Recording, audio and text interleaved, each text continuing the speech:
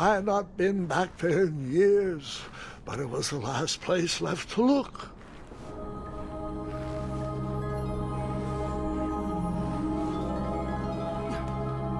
Those lost wishes weren't the treasure I was after.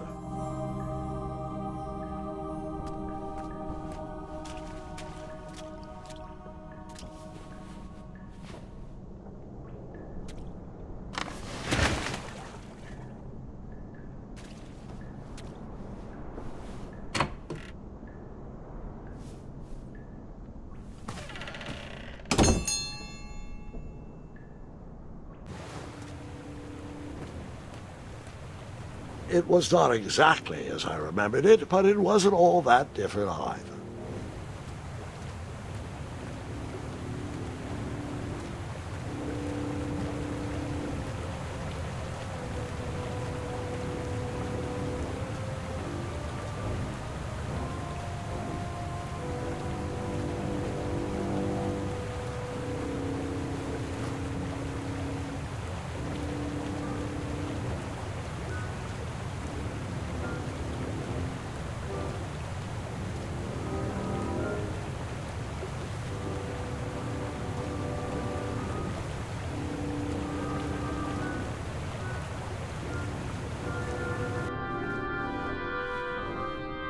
Two odd contraptions guarded the lost treasure. I would have to turn one and see what happened.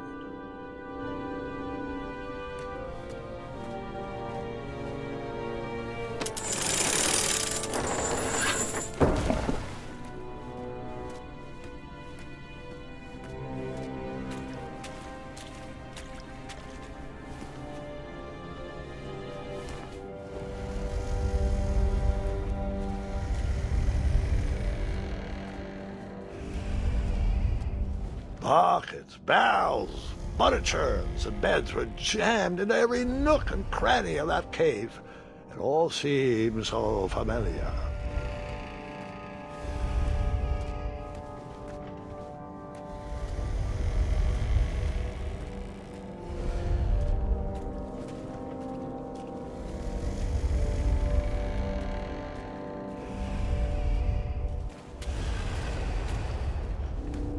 Wait. Hold on, Grandpa. I don't remember this part of the story.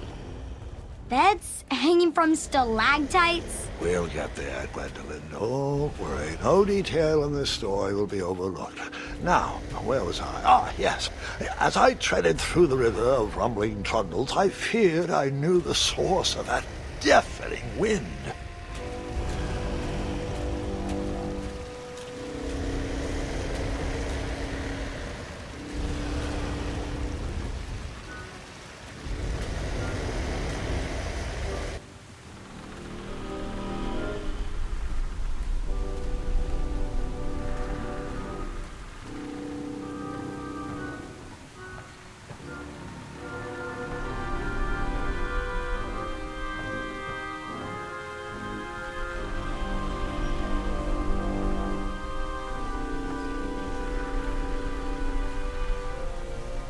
Nestled beneath a slumbering pile of teeth and claws was... Fabled mirror. Oh, so you remember this part of the story. Well, dragons are my favorite. You want to tell this part? Yes. King Edward sent me, the greatest knight in all of Daventry, on a quest to return his stolen mirror. A gigantic, hulking beast of a dragon was the last thing in my way to... My way to add a shinier hat to my collection.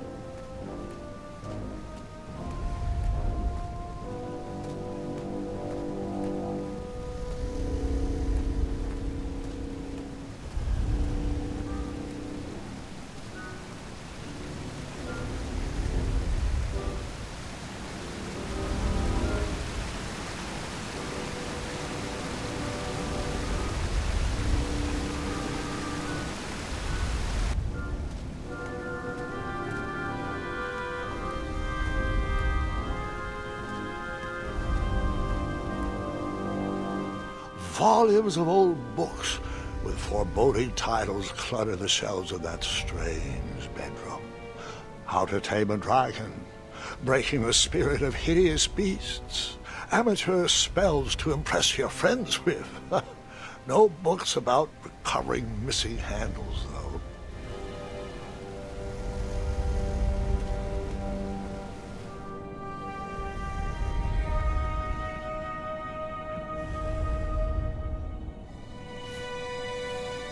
So, the missing handle was booby-trapped? What did you do? Well, I used my cleverness to outsmart the trap.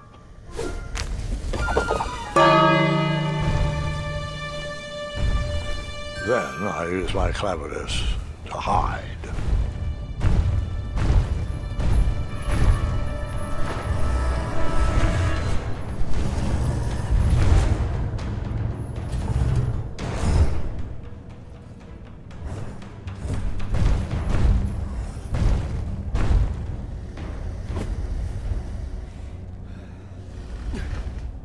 Luckily, that half-blinded beast never noticed me in bed. A dragon's eye must be really hard to pierce with an arrow. At archery lessons, I can barely hit a hay bale. It is indeed a feat only for skilled archers.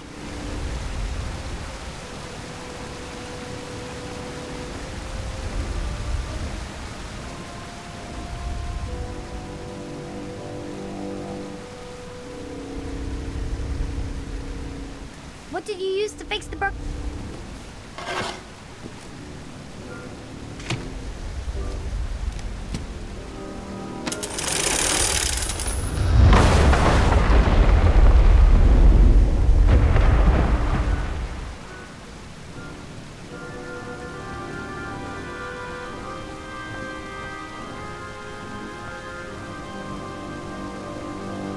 The dragon's chains were coiled around a gigantic switch mounted to the cave wall.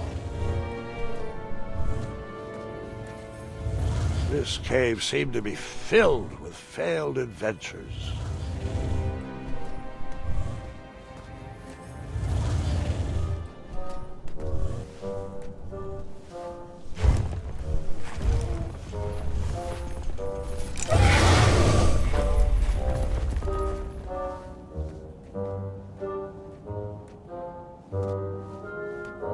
After he briefly basked in the sun, the narcoleptic dragon went back to snoring. I probably sleep all day too, if Amira was my only friend.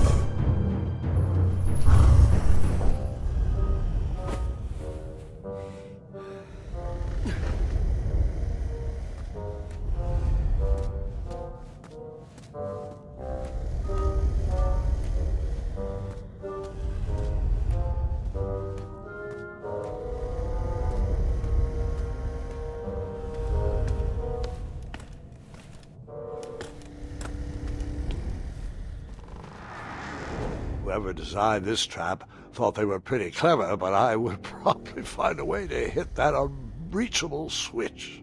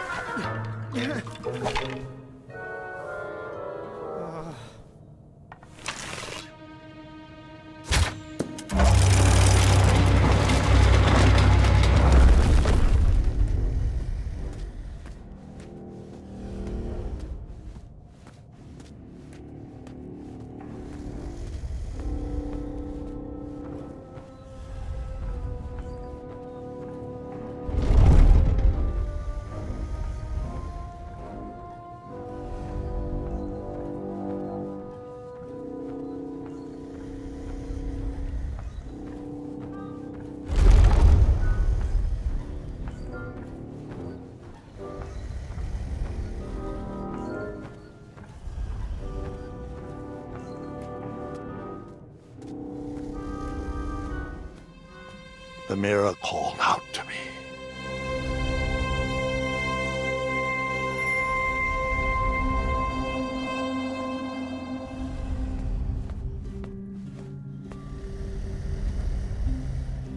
A ridiculous feeding contraption was cobbled together to keep the beast, and probably its owner, alive.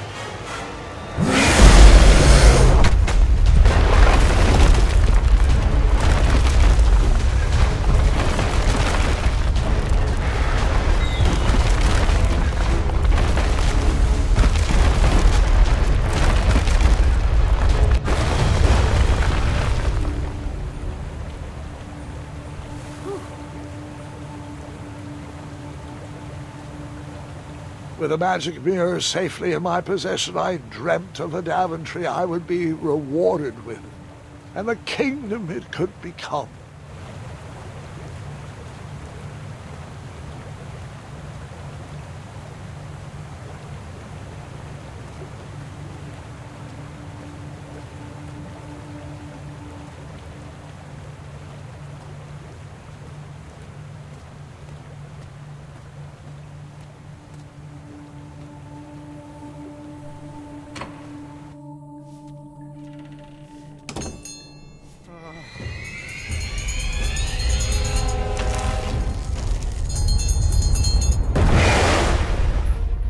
Split second, I had three choices in front of me.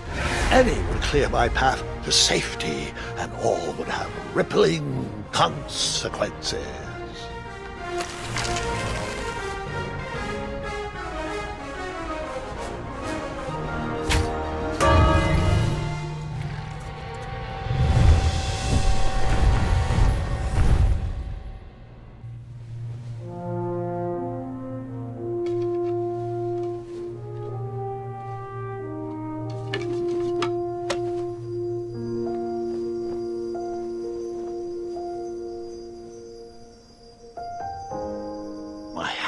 Shaking and my arms could barely grip the rope, but with the last of my strength I climbed out of the well and headed back to the castle. Ever since the magic mirror returned, its reflections have warned the kingdom of danger, kept our family safe, and it has exposed many troublesome crumbs tangled in my beard. Yeah. King Edward was so proud that you returned his lost treasure that he made you king. Everyone knows that part. Now, can we get back to that dragon? Gwendolyn, there's so much more to my stories than dragons. I hope this old cap will be remembered for far more than the action tattered across its brim, sewn into the seams of many hidden adventures. All right, let's get back to the dragon. Tell me everything. How did you know shooting the bell would distract him? Over the years, I realized that the dragon was not the despicable, hideous beast Daventry had made him out to be. He was just a caged animal that was very hungry. I, too, would be violently angry if I could only eat when my neglectful owner rang the bell. I know it was a sneaky trick, but I certainly wasn't going to set a dragon loose on the town or participate in any more abuse. You really thought that through, Grandpa. I would have tricked them, too. Back home, they call me Gwendolyn the Smarty Pants. You come from a long line of logically minded nobles, and one very clever dentist. All right, you two. Grandpa needs to rest. Gwendolyn, it's way past your bedtime. Sleep well, Grandpa. I'll be back first thing in the morning. I don't need rest. I'm as spry as I've ever been, though I wouldn't mind a slice of magic fruit.